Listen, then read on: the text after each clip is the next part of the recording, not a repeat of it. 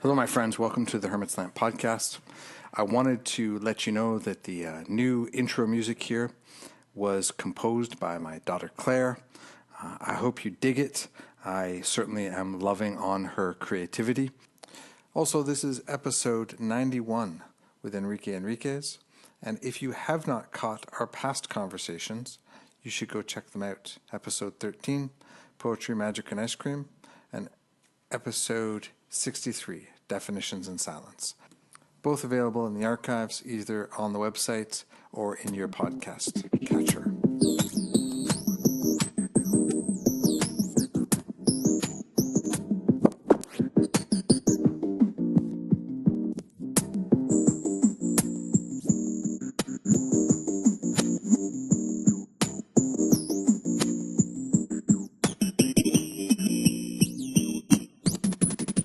Let me start by saying thank you to all the Patreons who support this podcast in general and specifically help the process of providing transcripts of every episode to the public so that anybody, for any reason, can access all this wonderful information. Those fine people are getting access to great bonus material, and they make this happen. If you are listening to this podcast, think about how many episodes you've listened to, how much you've appreciated it, and please consider heading on over to patreon.com/thehermitslamp and pitching something in to continue supporting this work. It is truly a situation where every dollar helps. Welcome back to the Hermit Slant podcast. I'm here today with Enrique Enriquez, who is a card reader, a poet, an artist, and was featured in a wonderful movie called Tarology, which you can find on many places online right now. This is the third time that Enrique has been on the show, and if you haven't checked out the other episodes, check the show notes for them. I'll provide links so people can go back and hear our previous conversations. Enrique, for people who are meeting you for the first time, who are you? What are you about? What's going on? Well, the other day I went to a bookstore that is across the street. And first of all, Andrew, it's always so good to hear you and always so good to talk to you. Mm-hmm. But anyway, I have this bookstore across the street, and I went there. And there was this works there doing something on the floor. But I was talking to this guy, and then as I was about to leave, the woman on the floor stood up and said, "Wait!" And then I turned around and say, "What?" And say, "Are you the guy who talks like a bird?" And I say, "Yes, as a matter of fact, I am." And she said, "Yes, a friend told me about you." And that made me very happy, Mm-hmm. So I guess I am the man who speaks like a bird. Excellent. And at the moment, that seems to be plenty. I think that's wonderful. I mean, for me, listening to the birds and trying to speak with them is definitely one of my favorite things these days. I've been spending for years now, really spending a lot of time trying to engage with them, and more and more over time, I find myself drawn deeper and deeper into the world of birds. So, yeah, it's wonderful. Yes. Yeah. I suspect that birds are some sort of unacknowledged religion that is universal. I only know one person, a friend of mine, who says that birds are jerks, and he hates birds. And he say, "I know you like birds, but I hate birds." And that's a lot of strong feeling for birds. Always. Why does he hate birds? Exactly. But usually, I I guess it's I think a bird is somehow the embodiment of a longing for a pro.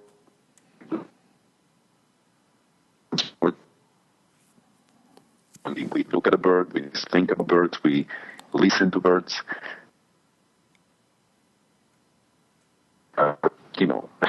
It's just about survival. They go around trying to find something to eat. There is no romanticism in his view of birds, which is fine. I think it's a great exception, because usually as soon as the other day I was having a beer with these poets, a poet from Turkey and a poet from New Zealand, and they asked me, what do you think about Trump?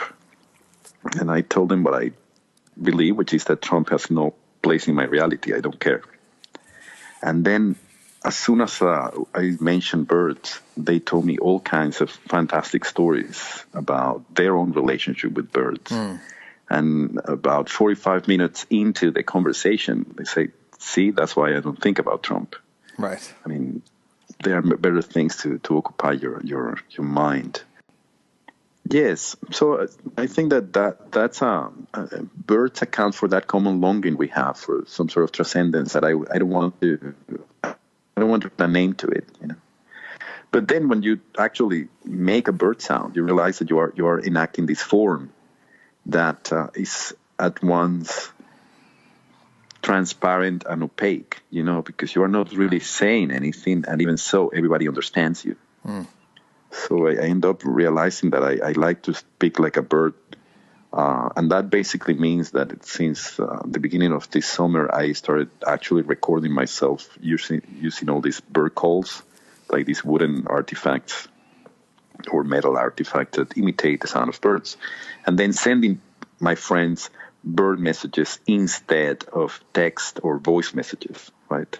And by speaking like a bird, what I actually accomplish is I avoid misunderstandings. Everybody seems to understand the form of a bird sound. I like it. I feel like we must have talked about this on the podcast previously. You know, in the Orisha tradition, Osain, who is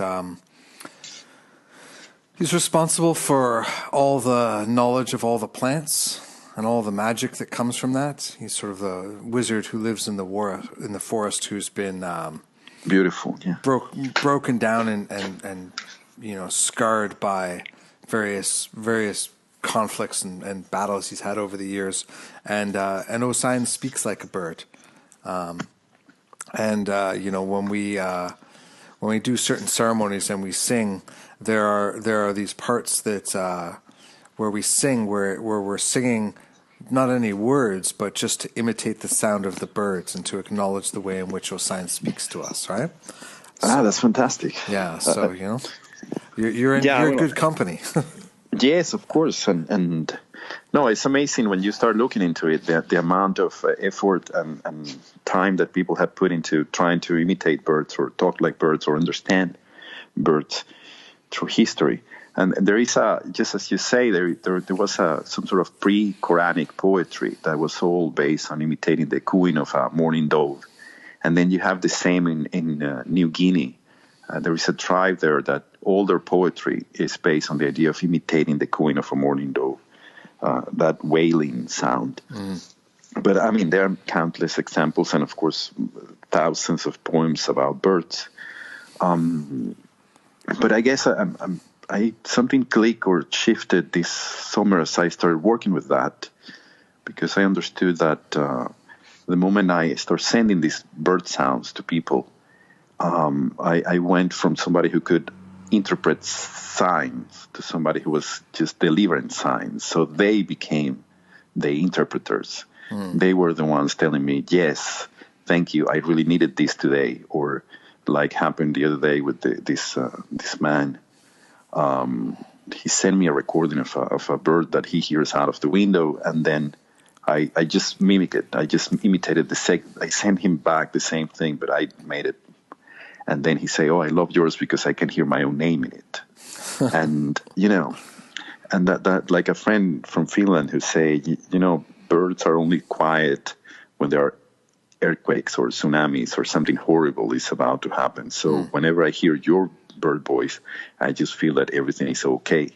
And to me, that's, I mean, in a sense, yeah, something shifted, because I think that, in a sense, turning the other person into the augur, into the interpreter, it has something to do with the idea of an oracle as something that should poetize life instead of giving answers, you know.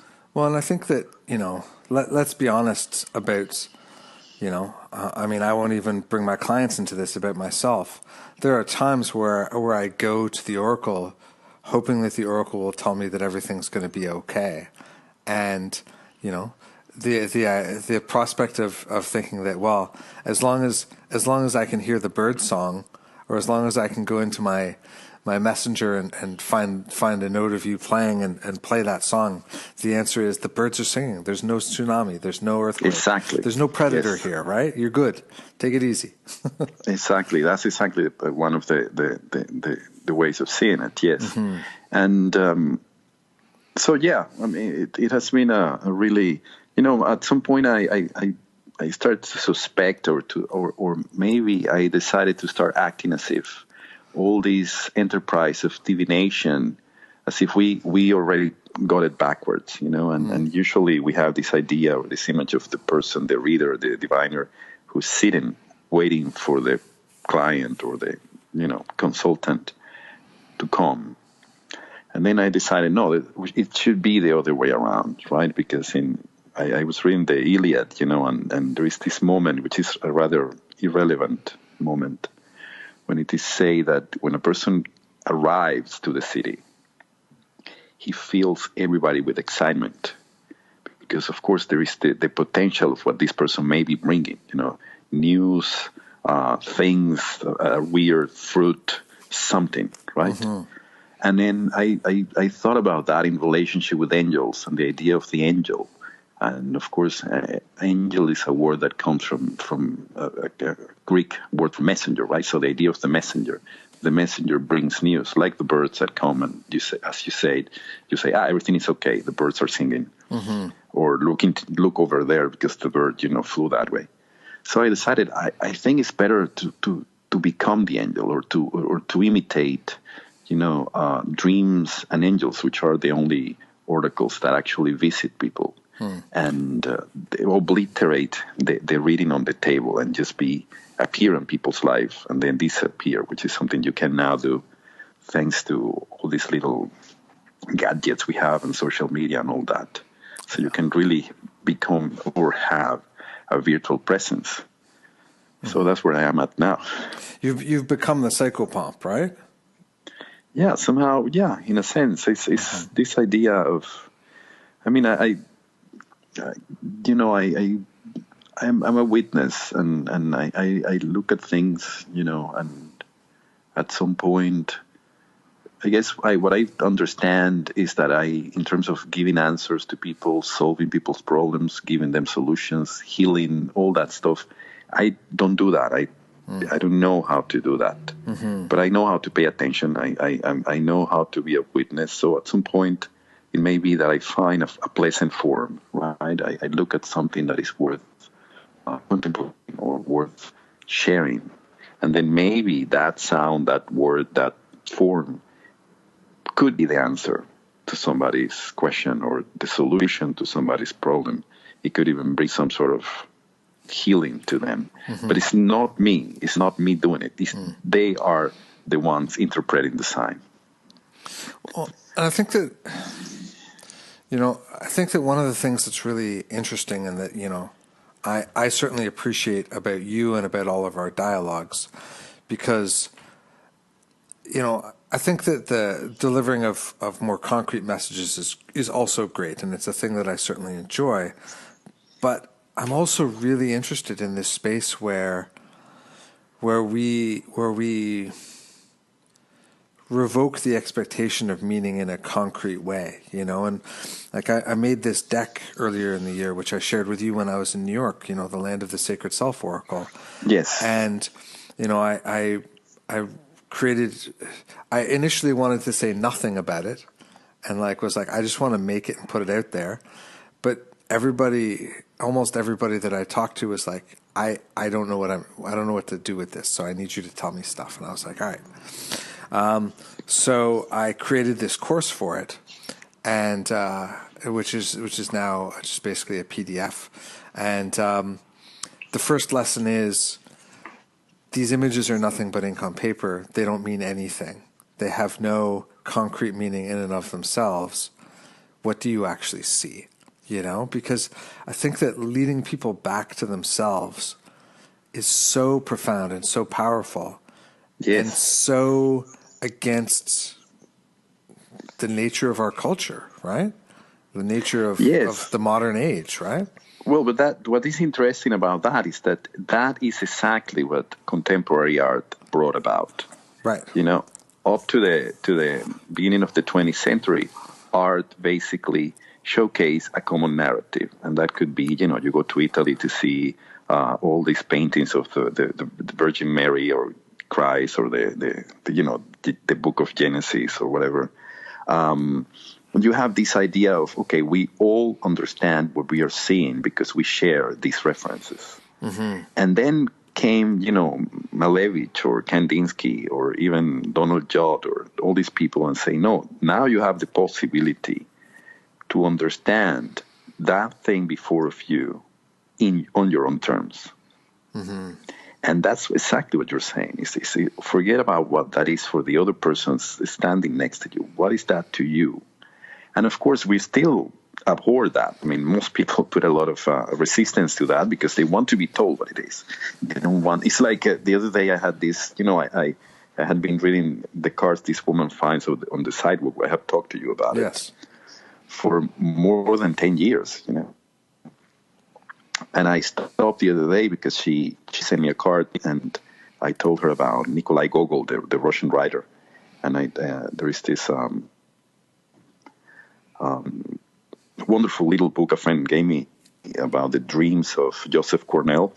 Mm-hmm. So this woman pulled out all the dreams Joseph Cornell wrote in his diary.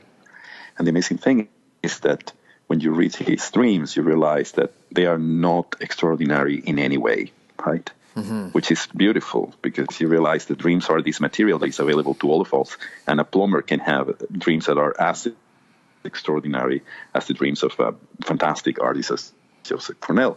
But what was really interesting is at the end, she also wrote about all these people that Cornell was influenced by, not in terms of his work, but in terms of his relationship to dreams. And that I found fascinating. He had like the lineage of authors like Blaise Pascal or, Freud. And then he spoke, or he took notice of Nikolai Gogol. And there was this rich lady who wrote to Gogol saying, can you please interpret this dream for me, right? Mm-hmm. And Gogol wrote back and say, only your soul can tell you what the dream means. Mm. Don't ask any wise man because they won't tell you. They are not able to they won't be able to say what it means. You have to find a quiet space. You have to, within yourself, you will find the meaning of the dream. So I sent that to this woman, right, who had sent me a little card she found somewhere. And she got enraged. And she told me, no, you have the obligation of telling me what it means. Because, of course, we don't want to be within ourselves. That's it's a very tall order. Mm-hmm. And in theory, we don't have time, right? We are always under this imaginary constraint of time. And she said, no, you have the obligation of telling me. And of course, I drop communication immediately because I feel I have no obligation. I mean, I have 2 kids, that's obligations enough. Yeah. Other than that, But I in a sense, I understand there is what you're saying in terms of your own deck. I mean, people have an extraordinary resistance of coming to terms with their own experience, because actually most people are looking for mythology, not for experience. Mm-hmm. They want a little story. Yeah. They don't want an experience. Well, exactly. And I a friend of mine who I was sharing the art with as I was making it, they would have this reaction where they'd be obviously fascinated by it, and then but they'd be like, but I don't know what it means. And I'm like, well, just look at it. Do you have a feeling? And they're like, yeah, I really have a feeling when I look at this. I'm like, great, then it's perfect. Go with that feeling, And even if their reactions were not articulatable, right? They would. I might have, had I known then, I might have been like, just sing me a bird song about it, and we'll see what it says. Yeah. Well, because if something is really hitting at home, the only possible responses are either laughter or silence. Yes. That's the moment when we are completely impacted by something. We laugh, which is almost like a defense mechanism, mm-hmm. or we are quiet because we're taking it deep. Mm-hmm. So, and of course, we still think that we have to fill space with words when we are having an experience. Yeah. Yeah. Because people aren't comfortable sitting in that. So I was at this conference, and as the culmination of the workshop that we were doing, we were to sit and gaze into the other person's eyes and sort of allow all that had been exchanged between us to sort of settle in. And the person that I was sitting with was uncomfortable with this and started to laugh every time we looked and tried to look away a bit or whatever. And so I just sort of sat there and said to myself, well, I can laugh with them. We can laugh together. And so I started to laugh. And as soon as I started to laugh, they continued, but were able to sort of sit with me with it. And so we sat there, in the midst of several hundred people, everyone else dead silent and gazing solemnly into everybody else's eyes and having their own experience. And the two of us laughing so hard that tears were rolling down our face because it just kept escalating. The longer we did it, the funnier it got, right? And I think that's brilliant. One of the more magical experiences of it, And I don't remember what the rest of that reading was. I have no idea what we said to each other. I mean, I think I made some notes. I could go and look, but for me, the real significance was that we both changed something in that moment through our engagement and our laughter, right? Yes, and actually that was an actual communication. You were communicating through laughter, which is in a way communicating through form and not through words. Words are wonderful, and I love words, but words are also overrated. There is a whole realm of experience that exists outside of words. Sure. Yeah. And when you really have a profound experience, you are usually in the space outside which. Then it comes the problem of sharing it, right? And then you have to find the right words, which is a whole other thing. But the actual experience is not an experience mediated by language, no matter what the French say. Yeah, I completely agree with you. I think that sort of moment where you're just engaged with something beyond words is really where things are wonderful, right? I mean, it's an experience that I'm always seeking out, in one way or another, right? In my relationships, in my relationship with nature, through the art that I make, even through my hobbies like going rock climbing. One of the things I like about rock climbing is that, when you're 25 feet off the ground and, working on a climbing problem, there's nothing but the sort of sense of trying to figure out how to move in space in relationship with the wall. And it's not Exactly. words, it's not anything. It's just a feeling. And it's the feeling of being in that relationship with the wall itself and the puzzle, Yeah, that's actually a beautiful example because the wall is there speaking in stone, and then your body has to reply in your negative space for the stone. Yeah. Otherwise, you basically fall and die.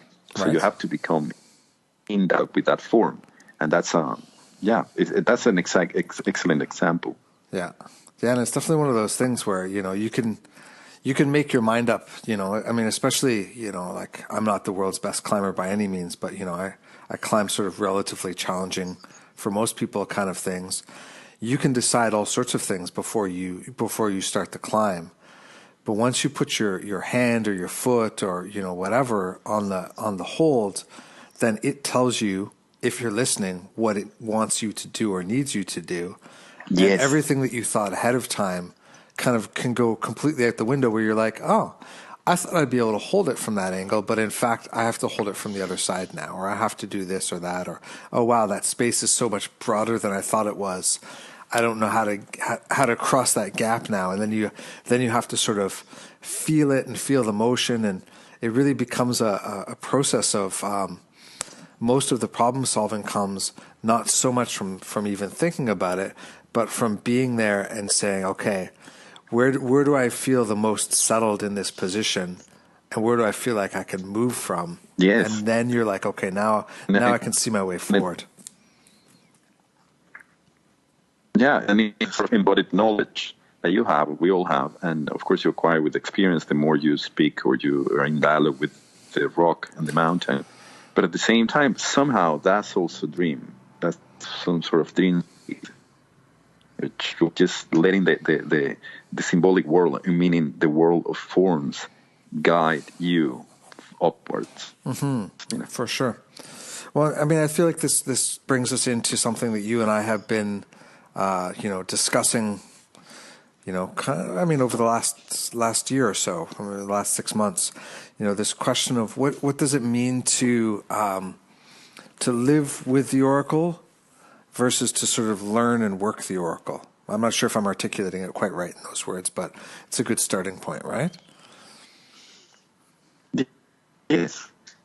Well, yes, and I think that that is an extraordinarily important question. I think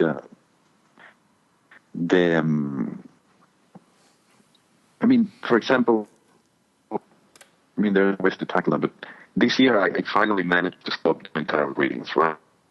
Which means that I finally managed to say no, which is really hard because usually when you want to say yes, but I decided that it had no. I decided that there is honesty is prophecy, and the moment you actually give an honest look at anything, you know the future, and it's only when we fool ourselves. We say, let me invite my alcoholic friend to the party, and I'm sure this time it's going to be okay. Mm-hmm. That's when we, get derailed, and then we get surprised by something that in theory we say is unexpected, but it isn't. We are just fooling ourselves. But so I decided, okay, if you really remove things from the table, the only thing you can do is be present, mm-hmm. and pay attention. But of course, I can only accept that because whatever effect extended exposure to the tarot had on me allow me now to see that way, and I see it. At some point, you realize that the reason why we place two cards and put space in between them, right? And at some point, then we realize that we think of that in terms of space only because we are very slow. But it's not really space; it's time. And then we realize that time is equivalent to the time that exists between the two. So you somehow you realize once you discover and you inhabit the space in between, we live in world all the time, cards or no cards, right? And I think that the ultimate effect, I guess, is to be able to have a beautiful life, and I think that has to do a lot with being able to be present and to contemplate what is around you. And then you let things. I find myself in a very strange position because I now work with all these people who are interested in language of the birds. So we work with, words fundamentally. We break words apart and we turn them into little clouds. And we are actually looking for the void within the words, right? And the letters become pegs that are holding the void in place. So we go beyond meaning into form. And then I always feel that it's almost like sometimes it's almost like seeing an angel, like seeing you see this beautiful thing that you found it when you see it, but you can't even define it, right? And it has been one thing to do that for years and years on my own, and another very different one to share that work with other people, and then to see the effect that work has on them, right? And one of the beautiful things, of course, is that people feel very grounded, very centered when they do this work. But then you have these other people that I'm sorry. Feels. Let's pause for a second, Enrique, and so my phone stop ringing. Absolutely. All right. Apparently, I can't make the phone stop either. Oh, boy. Yeah. You don't have superpowers. I don't have superpowers. Yeah. Okay. So yes, so in any case, when you start sharing the work with other people and they start doing that work, and you realize, oh, now people are talking about how their dreams change, right? And they have all these different beautiful dreams that somehow follow the forms they are putting on the paper, right? Or people who feel grounded, and then you realize, well, this is what living with the oracle is. It finds expression in anything you arrange around you, and Gaston Bachelard, the French writer, talks about poetic reverie, right? And he says literally that. He says we can't actually, we have to discount dreams because we don't have control over them. But then if you submerge yourself in a constant state of poetic reverie, you change your own dreams because you are learning to be beautifully in the world, to think beautifully, right? And in a way, form begets form. So if you are learn to move in a certain way, then that generates an echo, right? And all that, I know that all this may sound very abstract and probably useless, but it all accounts for basically being in the world in a beautiful way and living a beautiful life. Eventually, you can share those things with other people. And for example, the other day I was talking to this very young woman. Her name was Natasha, and I showed her how her name, if you separate the vowels, which are the soul of a word, for the body, which is the consonants, she basically, the three A's of Natasha form a triangle, right, with like an inverted triangle. And then the consonants form a square. So when I show her that as forms, we saw how her soul, the triangle, was a little bit off-center to the square, the body. And she was really concerned about appearing or being too predictable. So that gave her great comfort. Because, of course, having an off-center soul is not being predictable. And in a sense, I didn't have to explain that. She just saw something and said, oh, this makes me feel better. And I don't know what that is. And again, I never know what that can do for anybody. But I also think that there is some comfort for me in thinking that something so abstract cannot be named, right? Because if you cannot really name it, then you probably cannot trivialize it. I think it's my so many things, all my thoughts are colliding now. And it's like, how do I put all this into words that make any sense to anybody else, right? It's just yes. So we talked about how we need to sort of see things as they are, right? And that when we're surprised by circumstance in readings, probably we've been fooling ourselves on some level, because I think that that's certainly my experience, right? There are surprises. Life is surprising at times, but most of the things that people ask questions about aren't really surprising, and people generally have a notion about what's going on. They just don't like it, don't want to say it, don't want to face it or whatever, and for me, this sort of stoic idea of it's always better to know what's real than to sort of live in any other kind of version of reality, or to cover it up.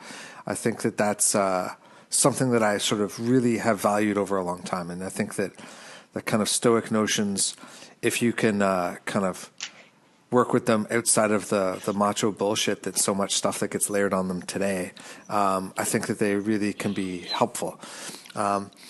And then I think that once we know what's real, or what's closest to what's real, for whatever we want to say about that, that's a whole other episode. But then we can start to understand and engage with this other world that doesn't need to have concreteness attached to it per se, right? And I think about my walk in the woods talking to the birds. I think about, people always ask me, like, well, do you do daily readings? How do you read the cards for yourself? And, these days, a lot of what I do is I just sit with the cards, and I put out some Marseille cards, and then I put out my Sacred Self Oracle, and I look for the patterns that emerge between those, and especially because I'm often taking notes on my iPad, I'll take a picture of that card, and then I'll draw on top of it, and I've moved outside of the notion of reading in any sense that anybody means by that. And yes, and it is so grounding and so centering. And sometimes there's a message that emerges. Sometimes it filters back down into language or words or whatever. And often the words that come out don't even really matter. They don't even necessarily make sense in any sort of overt way. But the flow of them, the practice of making them or arranging them, the practice of thinking them is the message and is the oracle. And the consequence of that oracle is not tangible and direct in an overt way, but it somehow modifies myself and my relationship to the world, my day, whatever it is that's going on, in ways that allow me to move forward in a different manner. That's the dialogue in the hand and the wall rock. When your hand gets cupped to match the rock wall you're climbing, it's the same thing. It's form speaking to form, and that in itself is the message. And of course, that doesn't have an intellectual effect, because you can't just even talk about it. It has an emotional effect, which is something that a lot of people miss. That when you are in contact with an oracle, you're basically exposing yourself to that, for that thing to have an emotional impact on you. And maybe, there is something also maybe very silly, but when you oracle is a word that basically accounts, originally at least, for an opaque or oblique utterance, right? A phrase, a bunch of words that don't have a clear meaning. So it requires thought. And in the way I see it, there is an experience that, let's say, is a little common still. Any person opens a poetry book, finds a line in the poem, and thinks, this speaks to my condition right now. Right? And we know that poet didn't write that for her, or it's not even about that the person is experiencing, but the person can see how that speaks to her. Yes, this accounts for this experience I'm having. And that's an experience that most people feel or knows or understands, and even in our culture at large, value it. That there is value in that. We pride ourselves in a culture that generates that kind of experience. So we can take that one step further and say, well, it's a Fale Hafiz, the divination with poets by Hafiz, the Iranian poet, which is basically the same thing, only that it's not any book of poetry, but only a book of poetry by Hafiz. You think about a poem you have, you open it up, the first line you read, that's the answer to your problem. And the thing is that Hafiz was a very, very obscure poet, so it's never like Come Back on Tuesday or, play the 36. Right. So it's a really, really contrived sentence. So you have to meditate upon it, which is the same. It's meditating upon form. And then eventually you say, yes, I understand how this is speaking to my condition. Then we can take that one step further and say the Chin, right? In which is still a book and still full of lines, literal and metaphorically. And but then now we don't say, okay, open it in any page and the first thing you see, that will be it. But say, no, we're actually engaging with chance. So we take all these sticks or the coins and we start going through a process that renders this idea of the odd and the even. So we get to these hexagrams, and then from the hexagrams to some sort of commentary on the hexagrams. So we are again left with some sort of obscure phrase that in theory is responding to our situation, right? Mm-hmm. And then the next step, of course, is get rid of the book. Yeah. And keep the sticks.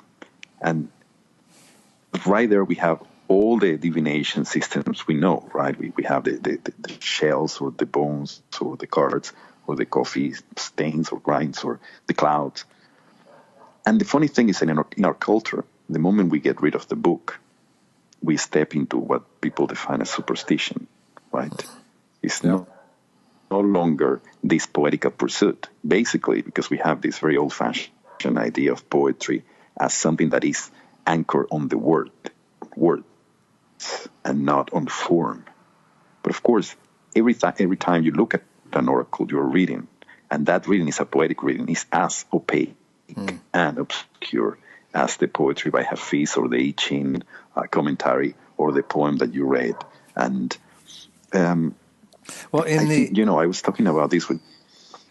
In a sense, when we, not in a literal sense, because from within the tradition we have a different dialogue about it, but from the point of view of our conversation, when we are divining with the cowrie shells and we say that the Odu has arrived, right? Like the living energy of the Orisha that is the sign that came out in this divination.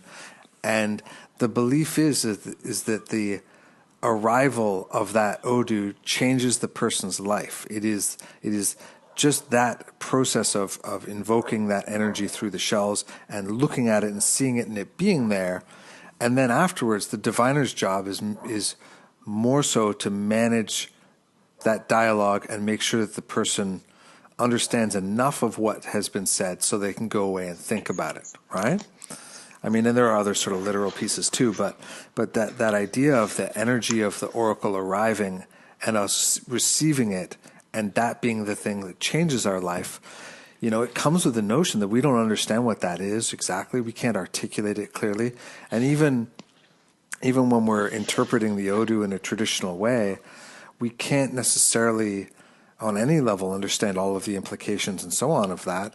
We are merely just making sure that we've read the appropriate lines that are relevant to it and marked the right things.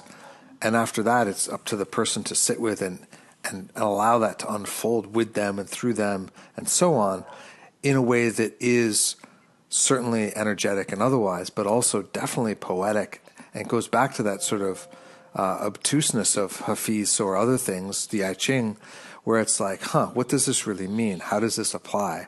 How does this apply today? How does this apply while I'm at the butcher's? How does this apply when I pick my kids up from school? It's that living with it that is where we get the most out of it and where it is the most transformational, Yes.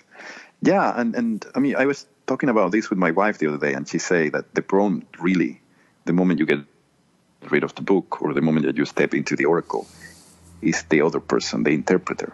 There is this, the moment you need the other person to tell you how to relate to the oracle. And I thought it was really interesting because, again, it brought me back to the woman who say, you are in the obligation of telling me because I'm not going to do any thinking. And, of course, again, it is really interesting to for me at the moment to think that you can, by delivering an open object, turn the other person into the interpreter. They have to come to terms with forms and understand what those forms are saying to them. Mm-hmm. Because at least I don't know. I don't know who they are. I don't know what they are, feeling. And I most certainly have nothing to say about anybody's life. Mm. But they know. I think they always know. And you said also a few minutes ago, they have an idea of what's going on. And basically, they may not like it. Mm-hmm. So they're trying to find almost like a second opinion. That's why, the other day somebody was asking me about the ethics of readings and divination. And I told him, well, there is an ethical problem because in my experience, most clients are dishonest. they want to hear what they want to hear. Mm-hmm. And they will twist your words. They will, ask the question again and again until they get what they want. And even if you don't give it to them, they will hear what you say as if you say what they want to hear. Mm-hmm. So, of course, there is a lot of dishonesty in the profession, but it mostly comes from the clients. Of course, there are dishonest readers, but even the honest reader has to put up with that person who has decided beforehand what they want to hear. Mm-hmm. And I see that of way more. I mean, again, it's really, I think that there is a love for the imagery, for example, of the cards or any oracle. And at some point, you want to really share that beauty with other people. And that takes you so far. It comes to a point in which you understand, yes, but I'm speaking about beauty, and this woman's still speaking about this law and Thanksgiving, Mm-hmm. And I really don't care, It's not really my problem. Mm-hmm. Yeah, I think I think too. Like somebody was asking me if I was posting about my journey with rock climbing. I set myself a goal for the year. This was the only resolution I made for 2018. And my resolution for 2018 was to still be climbing at the end of the year. That was my entire goal. No achievement attached to it, no, anything else. Just still be going and doing it. Just keep returning if you go away, and still be there at the end of the year. Because I think that, like the oracle, if we promise to keep showing up, the oracle reveals things to us over time. Yes. We don't know when or how that comes. And so if we endeavor to be with it, then we will hear what we need to hear as we go, to a large extent. And somebody was posting, somebody posted in response to that if they wondered if the universe challenged us whenever we set an intention, if it deliberately brought stuff up, and I think that, for me, and I'll let you answer for yourself, but for me, living with the oracle in this open-ended way, and living in for lack of a better term, kind of more stoic way, with a real sort of working to see things as clearly as possible all the time, and face the things that I might rather put in the closet or leave for another day. I don't feel like the universe has a lot of agency in the way that question implies. There are surprises that happen. In relationship to me climbing this year, there were two surprises. One, I dislocated my collarbone in the winter, tobogganing with my daughter, and that took like 4 months to really fix. It's horrible. I don't recommend it to anybody. And two, I'm getting divorced this year, and although that is amicable and going well, relatively speaking, it takes a lot of time and attention and doesn't always leave energy for other things. But I don't think that any of those have any relationship to my intention or my desire to climb or do other things. I think that those are just the inevitable stories of being alive, right? We are alive and things happen, and we get sick and life comes up and things change and so on. And we don't need to, or I never need to, arrange a narrative around that in a bigger way. So I'm curious for you. What agency do you feel comes back from the universe? Do you think that there is something organizing it or testing us? Or no, I always say the same thing. I think that the universe doesn't care about us, or maybe I will say it doesn't care about me. Right. And I know that people want to feel otherwise, but when I was a kid, and this image has been coming back a lot recently, I watched this documentary about Africa, right? And there was this method of catching monkeys, which consisted of filling up a hollow tree with grain. Uh-huh. And then, the monkey will stick his hand into the hollow tree, grab the grain, but then he couldn't take the hand the handful, like the fistful out. The hole was only big enough for the empty hand to come in. But if he had grain in his hand, he couldn't take it out. Yeah. And basically, these guys just will walk up to the monkey and grab it because the monkey will never let go of the grain. Yes. And it's insane, right? But I think that in terms of daily life, we are all monkeys with our hands stuck on a hollow tree. Yes. And most of the time you realize, but can you just open the hand and let go? Yeah. Life works the way it works. And in that sense, there is no mystery, even if it takes us by surprise all the time. Basically because we think that there is a mystery there. And yes, sometimes we catch a cold, and sometimes we get divorced, and sometimes we, we're surprised by somebody giving us a loaf of bread. Mm-hmm.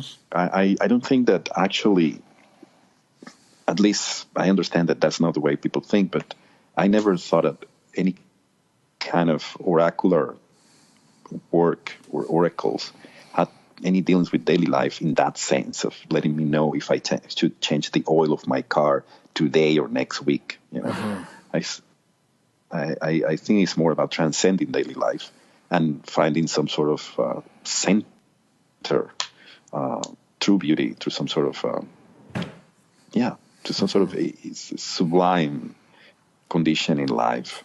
For sure. But even the other day I was talking about, people talk about sigils, and then I realized first the first mistake you make when you make a sigil is wanting something. Mm-hmm.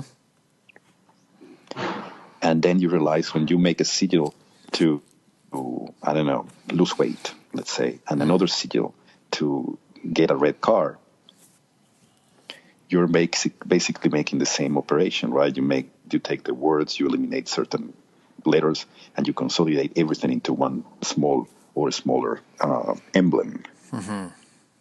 And then you realize, but what you're doing there, it doesn't matter what you want.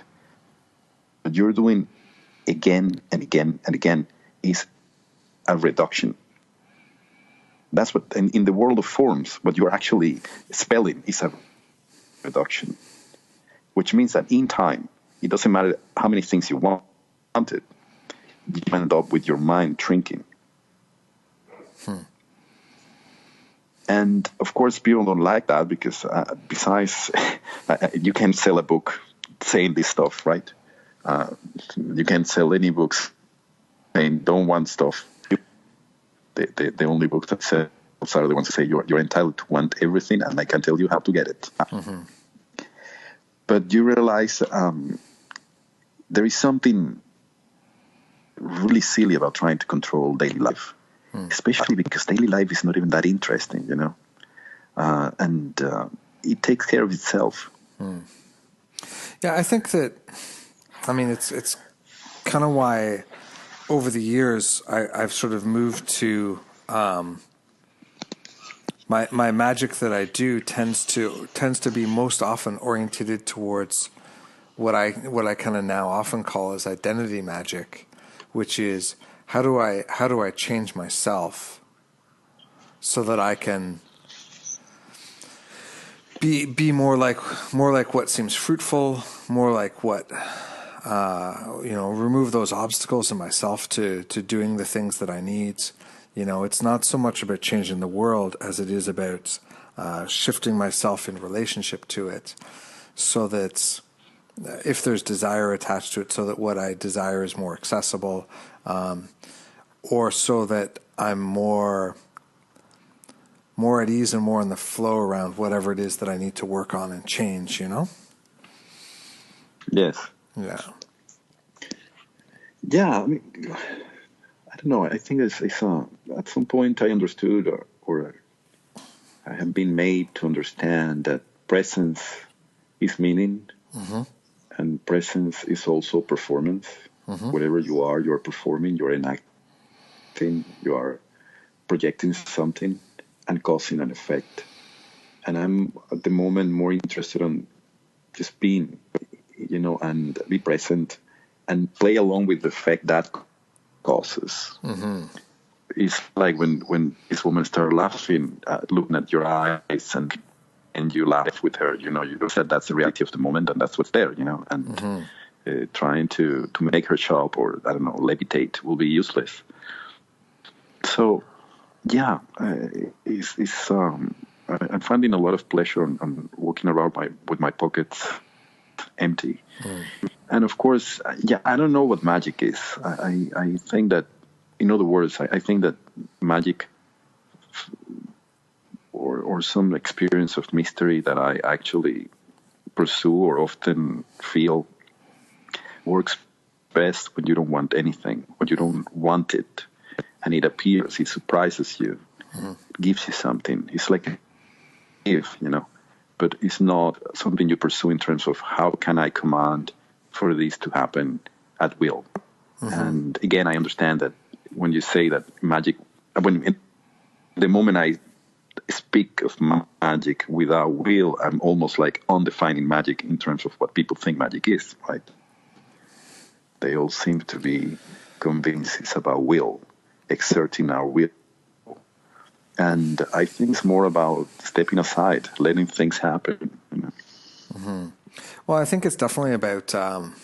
It's almost like For me, it's definitely about making space so that I can be engaged and present with the subject of the magic in a way that it allows it to unfold to some extent without control, to a large extent without control, because I think that the idea of, you know, oh, I really want this person to fall in love with me. I mean, I think the minute that you're fixated on one person is the minute that you've already kind of drifted into a problematic territory and should go back to why that person? Why do you want them when they are not reciprocating? What is it you're looking for? What is it you could do without magic to make this? You know, I mean, many questions, right? But rather, what could I do to have more romance in my life? What could I do to have better connections? And is there a magical act that feeds and supports that in an open-ended and sort of allowing the universe to show us and allowing ourselves to witness and notice it in an open and present way as the opportunities float around us, rather than sort of exerting a massive amount of control, which I think is very rarely fruitful, you know? Yes. Well, you know, this year, one of my favorite moments is I have this friend who, about 12 years ago, he was named the godfather of a child, right? And he decided beautifully that his gift to this kid will be the gift of language. So he set up an account, a bank account, and he has been putting money there for years, assuming that at some point maybe this kid will want to learn, you know, Italian so he can go to Rome and live there and learn the language. But then this summer he spent a morning with me by the river, and we were playing with all these bird voices, you know, and talking like birds, and the birds will come and all this and that. So, and he bought a box full of bird colors and sent it to this kid.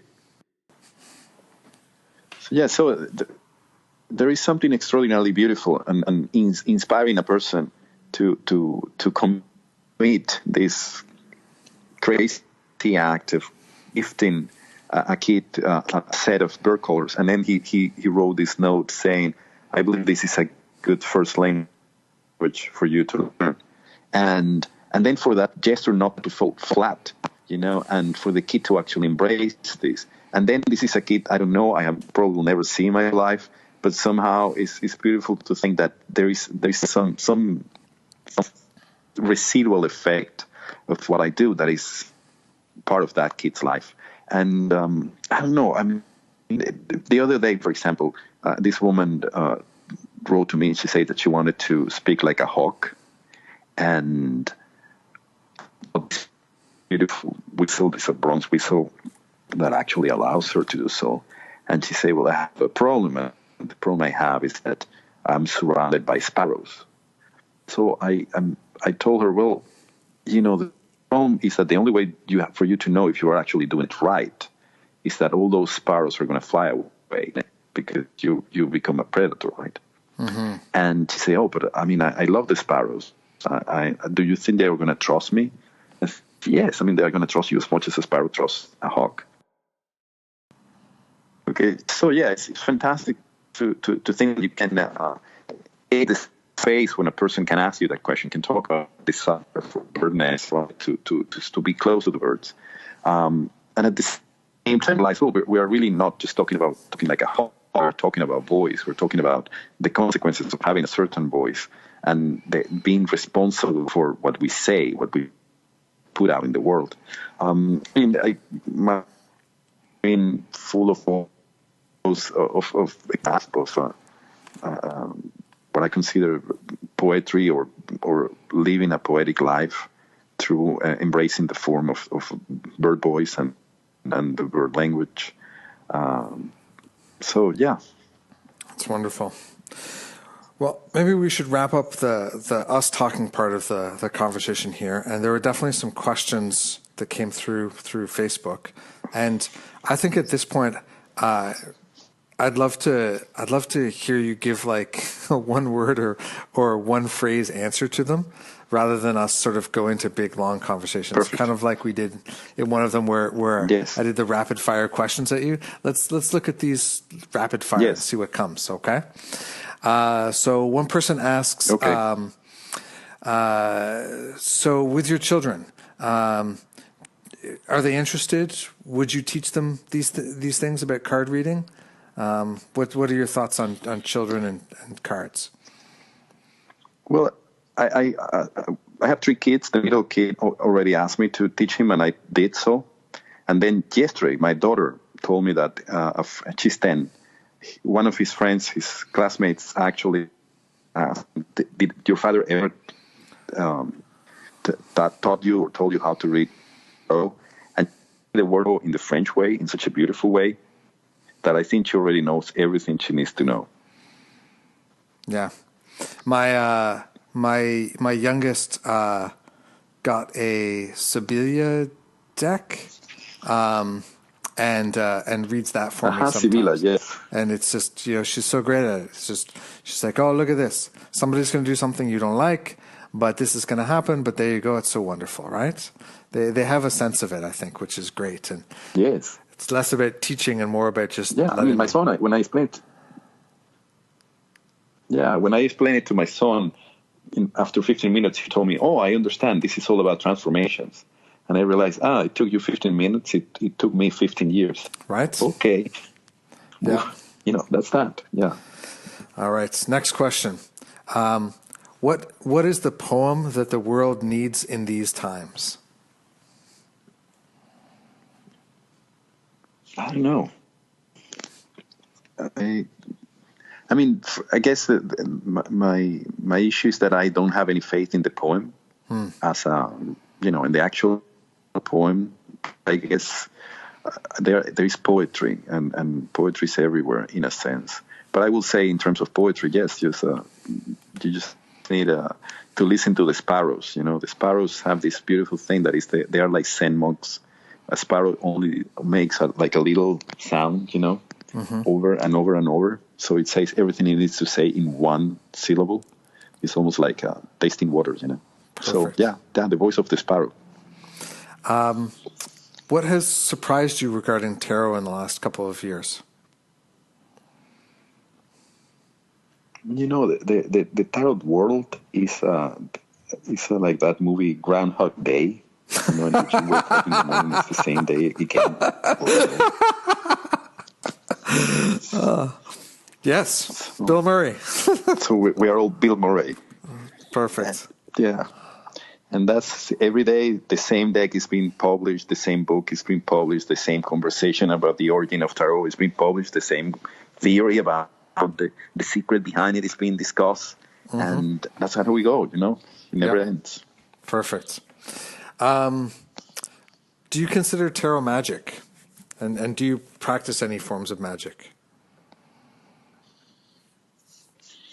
No, every morning I sit at a cafe at the same place next to a window. I look at words in my notebook, and if something appears like in terms of form, I share it with some people, and then that snowballs into something. Mm-hmm. And that's the magic I do. And everything can be, I guess, magic, but I do feel that for something to be magical, there has to be an otherness, mm-hmm.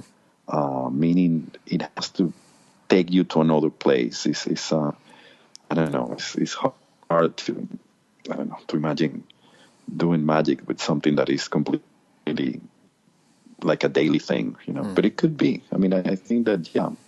In any case, I don't know if magic. I think that the world has a poetic influence, meaning that forms speak to each other to analogy.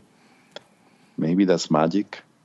I don't know if magic is an intelligence. I don't know, again, if there is an agency, like a big finger that is invisible and is swirling things behind. I don't know. Yeah, fair. And last question. What would it take for you to pull out your tarot deck again right now? Given that you're not really doing readings Every time I anymore. make an exception. Yes. Yeah. Every time I make an exception, I end up confirming that it's pointless. So no, I don't think so. I'm not, I have nothing to sell, and I'm not in a crusade for people not to do readings or to any kind of ideas I may have. I'm just trying to get by finding my own language about all these things, which is a way of saying to find my own. I think that's what the philosopher's stone is, to find your own language. Right. And your own language is not English or Spanish or Italian. It's how you organize forms around you. And that's why the alchemists say that that's a great work. And they say that philosopher's stone cannot be handed down, passed to another person. You have to find it yourself. It's because of that. You have to find your own language. Otherwise, it's living in the shadow of another person's language. Right. Perfect. And yeah, so no, yeah, okay. I think that's a great place to leave it. Go find your language, everybody. Perfect. And if it sounds like birds, let us know. Exactly. Perfect. Well, thank you so much for hanging out with me this morning, and especially for fighting through all those Skype up and downs. It's what I get for recording during Mercury retrograde. No, it's okay. It's always great. Perfect. Thank you. It's always great to talk to you. Thank you. You too. I hope to soon. I hope you loved this conversation. As always, I hope that. Enrique did all the Patreons the pleasure of recording a bird song just for them. So if you are a supporter of the Patreon in the $5 and up category, you can go find that recording now at patreon.com/thehermitslamp. And if you're not a supporter, well, what are you waiting for? The birds are waiting to speak to you. Talk to you next time.